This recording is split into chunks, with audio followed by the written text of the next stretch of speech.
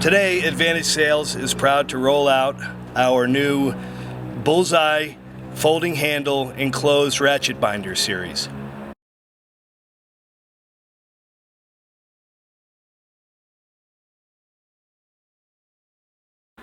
First, we'd like to discuss the ratchet gear trigger, which is this item right here. In this position, it is for retracting.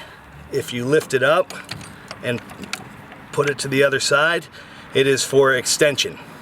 In the middle, you can freewheel to allow the eye bolts to extend without using the handle. You might ask, why do we have an enclosed gear? It keeps the snow and ice outside of the ball bearing and allows for easy unloading and loading. Now you might see that this trigger bounces up and down. That is completely normal when you're operating the binder. Now to operate the folding handle, it's very simple. You just push the button and fold it down. It snaps into place. When you want to bring it up, you just simply press the button and put it back up, and it can't move.